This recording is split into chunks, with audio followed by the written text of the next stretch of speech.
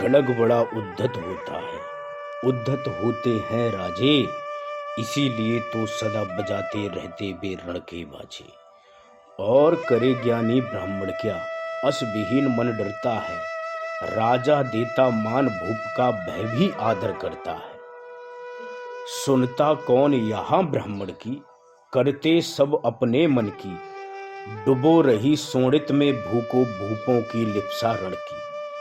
और रण भी किस लिए, और रण भी किस लिए, नहीं जग से दुख दैन्य भगाने को, पर शोषक पथ भ्रांत मनुज को नहीं धर्म पर लाने को। रण केवल इसलिए कि राजे और सुखी हों मानी हों, और प्रजाएं मिले उन्हें वे और अधिक अभिमानी हों।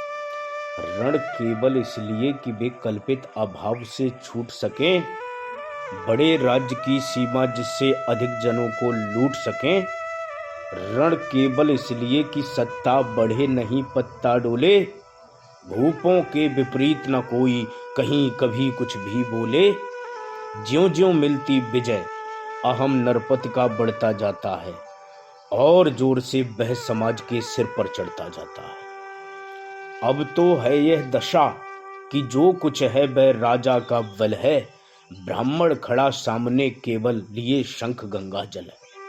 कहाँ तेज ब्राह्मण में अब विवेकी राजा को रोक सके, धरे कुपथ पर जभी पांव भय, तत्क्षण उसको टोक सके। और कहे भी तो ब्राह्मण की बात कौन सुन पाता है, यहाँ रोज राजा ब्राह्मण को अपमानित करवाता है। चलती नहीं यहाँ पंडित की, चलती नहीं तपस्वी की, जय पुकारती प्रजा रात दिन राजा जय यशस्वी की, राजा जय यशस्वी की। सिर था जो सारे समाज का वही अनादर पाता है, जो भी खिलता फूल भुजा के ऊपर चढ़ता जाता है। चारों ओर लोभ की ज्वाला, चारों ओर भोग की जय, पाप भार से दबी धसी जा रही धरा पल पल निश्चय। जब तक भोगी भूप प्रजाओं के नेता कहलाएंगे, ज्ञान त्याग तप नहीं श्रेष्ठता का जब तक पद पाएंगे। असन बसन से हीनता में जीवन धरने वाले, सहकर भी अपमान मनुष्यता की चिंता करने वाले। कवि कोविद विज्ञान विशारद कलाकार पंडित ज्ञानी, कनक नहीं कल्पना ज्ञान उज्जवल चरित्र के अभिमानी। इन विभूतियों को जब तक संसार नहीं पहचानेगा, राजाओं से अधिक पूज्य जब तक न इन्हें वह मानेगा, तब तक पड़ी याग में धरती इसी तरह अकुलाएगी। चाहे जो भी करे दुखों से छूट नहीं बह पाएगी। थकी जीव समझाकर गहरी लगी चोट अभिलाषा को, भूप समझता नहीं और कुछ छोड़ खड़क की भाषा को। रोक टोक से नहीं सुनेगा नृप समाज अभिचारी है, ग्रीव आहार निष्ठुर कुठार का यह मदांध अधिकारी है। इसीलिए तो मैं कहता हूं अरे ज्ञानियों खड़ग धरो, हर न सका जिसको कोई भी भूखा वह तुम त्रास हरो। नित्य कहा करते हैं गुरुवर खड़ग महाभयकारी है, उसे उठाने का जग में हर एक नहीं अधिकारी है। वही उठा सकता है इसको जो कठोर हो कोमल भी, जिसमें हो धीरता वीरता और तपस्या काबल भी, और तपस्या काबल भी।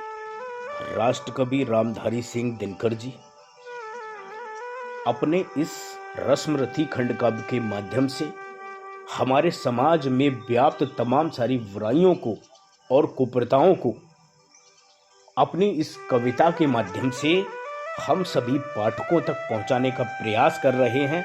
उनकी कविताएं जो हैं दिनकर जी की, वो अपने आप में क्रांतिकारी हैं, समाज में चेतना लाने वाली हैं, हमारे समाज को जागरूक करने वाली हैं। और इसी क्रम में दिनकर जी आगे कहते हैं, वीर वही है जो कि शत्रु पर भी जब भी खड़ग उठाता है, वीर वही है जो कि शत्रु पर जब भी खड़ग उठाता है, मानवता के महागुणों की सत्ता भूल न चाहता है।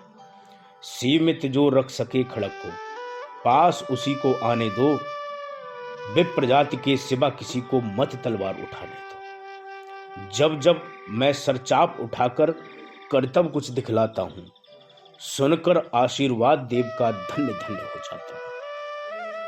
जियो जियो ऐ वत्स, तीर तुमने कैसा ये मारा है। दहक उठा बन उधर, इधर फूटी निर्झर की धारा है।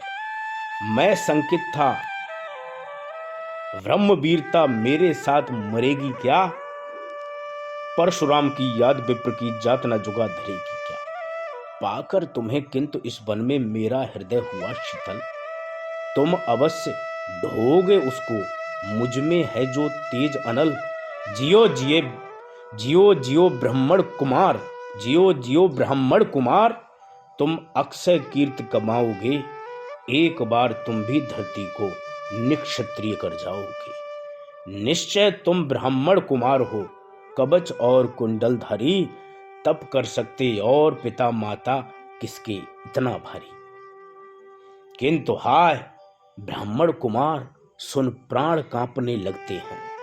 मन उठता धिक्कार, हृदय में भाव ग्लानि के जगते हैं। गुरु का प्रेम किसी को भी क्या ऐसा कभी खला होगा, और शिष्य ने कभी किसी गुरु को इस तरह छला होगा। पर मेरा क्या दोष, हाय मैं और दूसरा क्या करता। पी सारा अपमान द्रोण के, मैं कैसे पैरों पड़ता।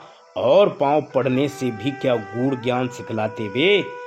एकलव्य सा नहीं अंगूठा क्या मेरा कटवाते वे। एकलव्य सा नहीं अंगूठा क्या मेरा कटवाते वे।